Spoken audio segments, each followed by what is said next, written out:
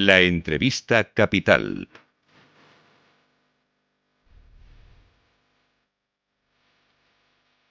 Luis Vicente Muñoz.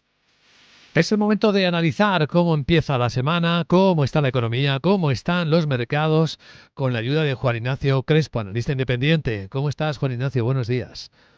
¿Qué tal? ¿Bien y ustedes? Pues encantado. Lo primero, quizás deberíamos hacer un recuerdo, ¿verdad?, de Warren Buffett, que ha dimitido este fin de semana como CEO de Berkshire Hathaway a sus 94 años y medio.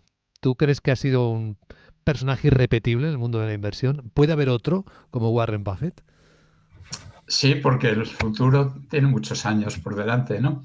Pero vamos, Warren Buffett es una persona extraordinaria y se dan muy pocos como él en cada siglo, y además aguantar ahí al pie del cañón hasta los 94. Ojalá aguantemos nosotros tanto. Desde luego. De sus enseñanzas, ¿cuál crees que ha sido la más valiosa para los inversores? A mí la que más me gusta y la que mejor fruto me da es la de hay que ser valeroso cuando los demás son miedosos y miedosos cuando los demás son valerosos. Efectivamente, es una de las muchas buenas, geniales enseñanzas del oráculo de Omaha, como le conocían en el mundo de la inversión. Fíjate que se marcha, deja su responsabilidad en Berkshire Hathaway con niveles récord de liquidez. 300, ¿cuánto ha dicho? 348 mil millones de dólares, y con esa idea de que no hay tantas oportunidades en este mercado. ¿Coincides en esa visión que es más temerosa o mucho más temerosa que en los últimos años con él?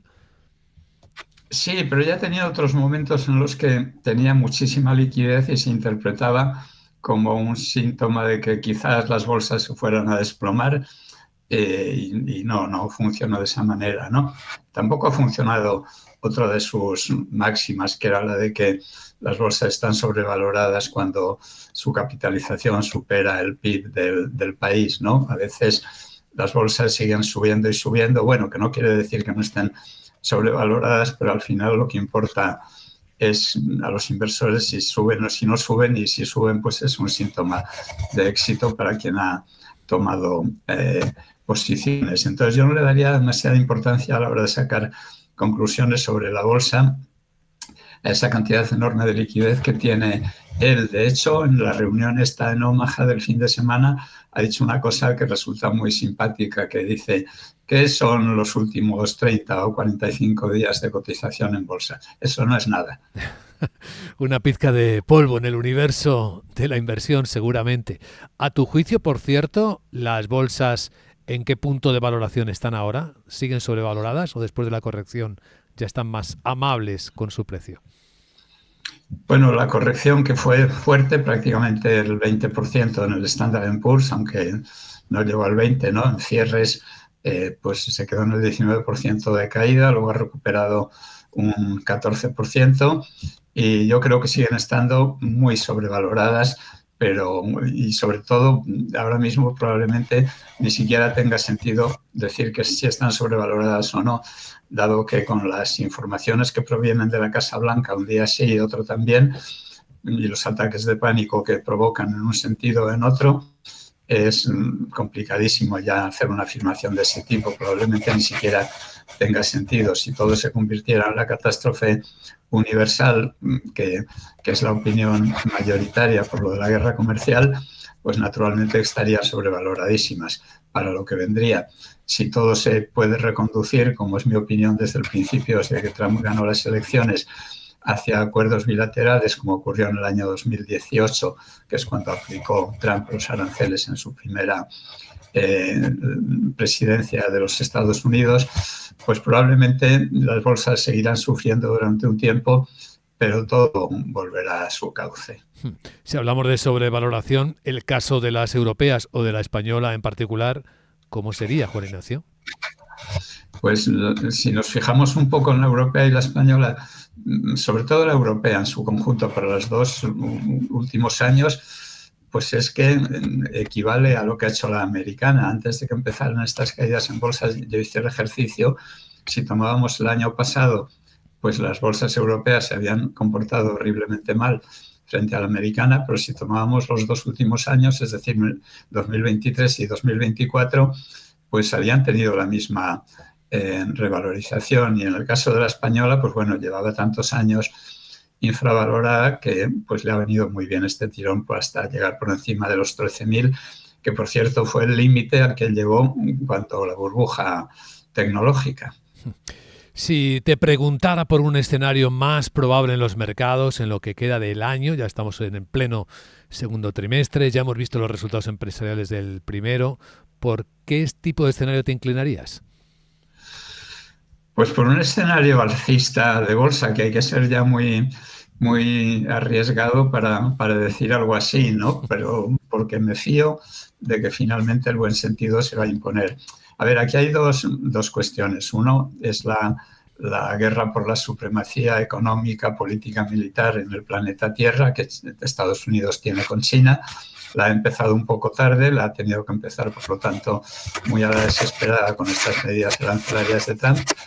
Pero pues finalmente Estados Unidos no puede permitir ni que los anaqueles de sus supermercados se queden vacíos de productos que suministraba China previamente, ni China puede permitirse estar con su equipo productivo al galope y estar acumulando productos que no puede vender o no puede vender a corto plazo, puesto que se los vendía a Estados Unidos mientras encuentra otros mercados, ¿no?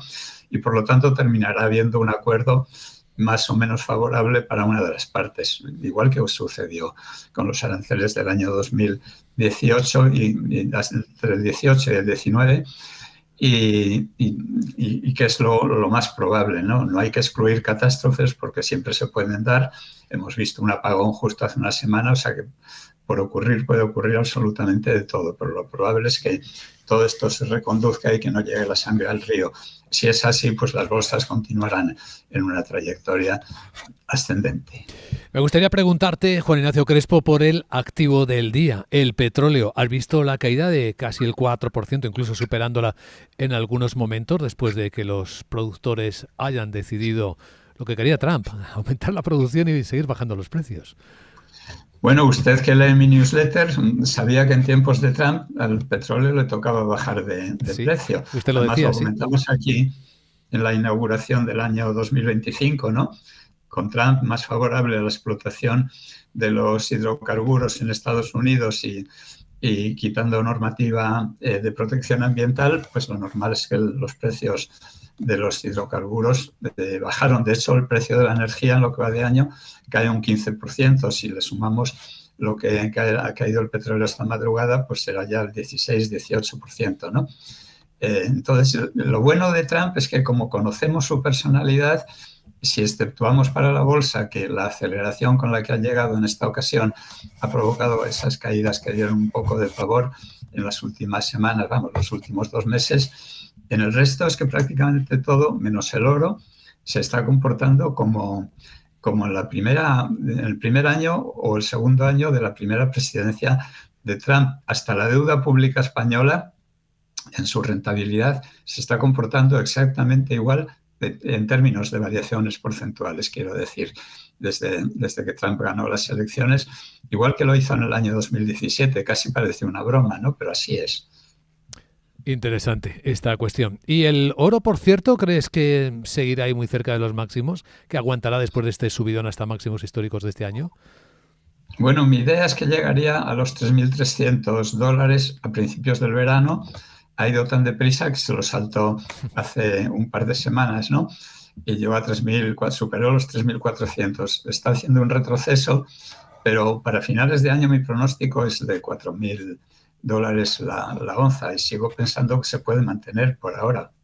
Creo que está haciendo una pausa. Si se ve un gráfico de largo plazo, que lo suelo poner de vez en cuando en la newsletter también, del oro y la comparación con lo que hizo en los 2 años que siguieron a la crisis financiera, pues lo que está haciendo es como un alto, una pausa, como otras que ha hecho previamente, con todo el aspecto de que continuará subiendo. Pero vamos, la subida ha sido ya tan fuerte que apostar a que siga subiendo también es muy arriesgado. Desde luego. Interesante, como siempre, escuchar a Juan Ignacio Crespo, experto financiero independiente. Gracias por compartir tu visión, Juan Ignacio, en Capital Radio, y buena semana. Gracias, igualmente.